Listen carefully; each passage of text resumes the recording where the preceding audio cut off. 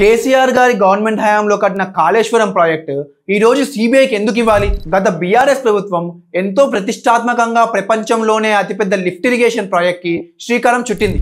అతి తక్కువ సమయంలోనే పూర్తి చేసి ఎన్నో రికార్డులను కూడా నెలకొల్పింది. కానీ అదే కాళేశ్వరం ప్రాజెక్టు ఈ రోజు అతి తక్కువ సమయంలో ఎన్నో రిమార్క్లను కూడా మూటగట్టుకుంటుంది. రేవంత్ రెడ్డి గారు సీఎం అయిన తర్వాత చాలా స్మార్ట్ గా చేసిన పని ఏంటి అంటే ఈ ప్రాజెక్ట్ ని సిబిఐకి ఇవ్వాలనుకోవడం.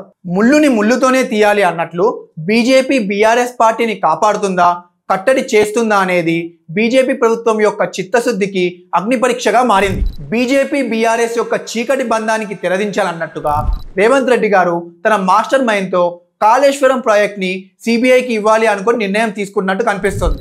ఏది ఏమైనా కానీ కేసీఆర్ గారు కాళేశ్వరం ప్రాజెక్ట్కి ఉన్న రిమార్క్లతో రిమాండ్కి వెళ్తారా లేక రివార్డ్గా మార్చుకొని రికార్డులను సృష్టిస్తూ బయటికి వస్తారా అనేది ఇప్పుడు కేంద్ర ప్రభుత్వం చేతిలో ఉన్న సిబిఐ మీదే ఆధారపడి ఉంది. మరి మీ ఒపీనియన్ని కమెంట్ చేయండి.